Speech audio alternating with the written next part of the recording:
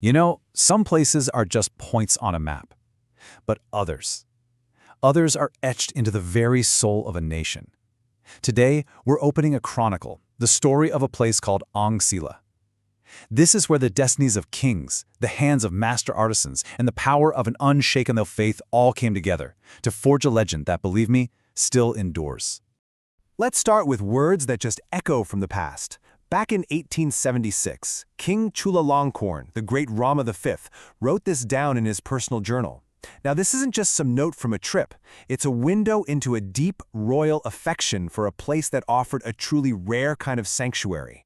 That feeling right there, well, that's really the heart of our entire story. But you know, before any kings reigned, before any legends were even born, there was just the land itself. To really get Ang Sila, you have to first understand the ground its history was built on.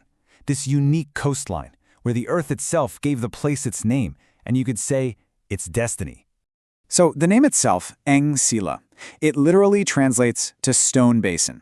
And it was born right out of the landscape, from these high mounds of earth and smooth stone plateaus that formed natural basins right along the sea. This wasn't just a geographical feature. It was almost like a prophecy written in granite, hinting at the raw material that would one day become the canvas for its greatest craftsmen. But here's the thing. This land of stone was never isolated. It was more like a beacon. The sea brought ships and merchants from China, from India, from Persia.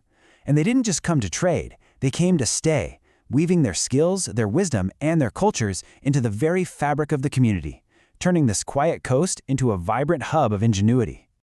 And of course, a place this special, this unique blend of serene nature and rich culture, well, it was only a matter of time before it caught the eye of the Chakri dynasty. And that's when a golden age began.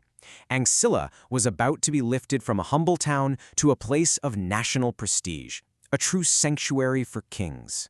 This royal connection really took off during the reign of King Rama IV. Ang Sila became famous for its pure, healing air, a perfect retreat for Westerners and the Thai nobility. This led directly to King Rama V's celebrated visit in 1876. But the royal presence wasn't just for show, it was deeply compassionate. In 1906, a royal consort saw the local people suffering without enough fresh water, and she personally funded the digging of a well. It was this act of grace that forever sealed the bond between the crown and this land. And this royal favor, it wasn't just talk. It took physical form. They built the Ashray Satan, these absolutely elegant seaside residences for the kingdom's elite. Just like that, Ang Sila officially became Thailand's very first seaside health resort, a place truly blessed and built by kings. But look, the story of Ang Sila doesn't just belong to kings, not at all. It belongs to the people, whose hands held a different but just as potent kind of power. We're talking about an ancestral wisdom passed down through generations, a wisdom that could shape stone and weave stories from thread. And two great traditions really define this wisdom. First, the incredible art of stone carving. They used this unique local granite that literally glittered with flecks, like tiny diamonds. And from this stone came the iconic Krok Ang Sila, the stone mortar that became a fixture in kitchens all over Thailand. And second, the delicate art of weaving, producing textiles so fine and soft that they too gained royal patronage. These were the twin pillars of Ang Sila's soul. But, and this is the hard part, this slide reveals a really tough truth. This deep well of knowledge is fading. The old tradition of harvesting shells is just lost. The ancient craft of stone carving, there are no heirs. It only survives in demonstrations now. And the weaving tradition itself is at risk, held in the hands of the very last generation. This isn't just a table with data, it's a chronicle of wisdom that's on the verge of going silent forever. So from this world of craft, threatened by the erosion of time, we now turn to the spiritual anchor of Ang Sila, a force that time itself cannot diminish. We're taking a journey to its sacred heart, to an ancient temple that has watched over this town for centuries. Just look at this, Wat Ang Sila.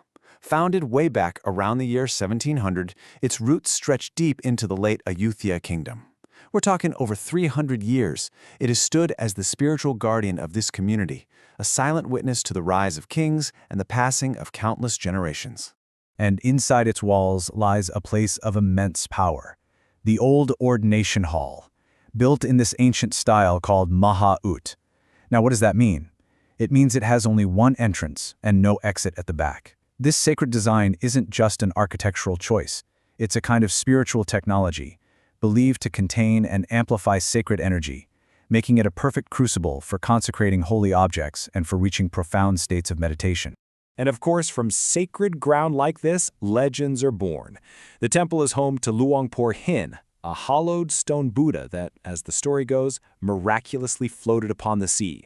It's said that when thieves once tried to steal it, they were mystically trapped, unable to find their way out of the temple grounds until morning. And in the new hall, another miracle unfolds, a visual one. The walls are covered in these breathtaking murals that show the entire life of the Buddha.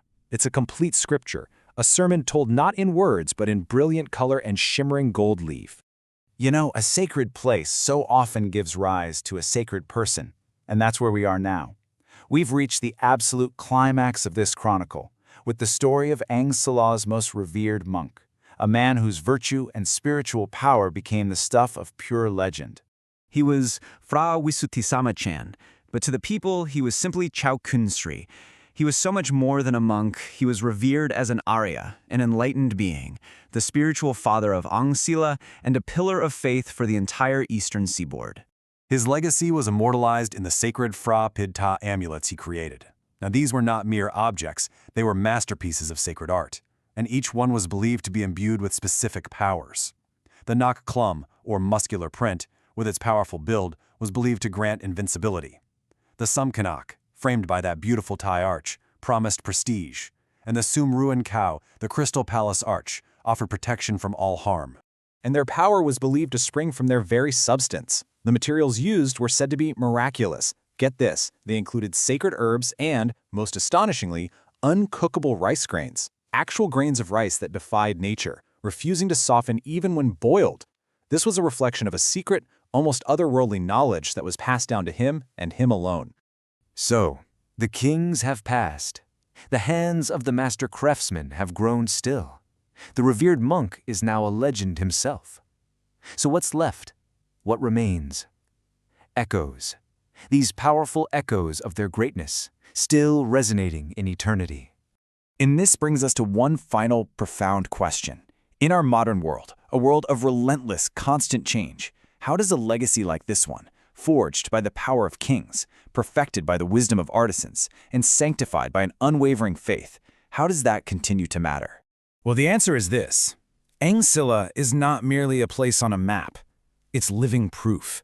It is an enduring testament that the things which truly last, the things which become legend, are built from a sacred convergence of worldly power, human wisdom, and divine faith.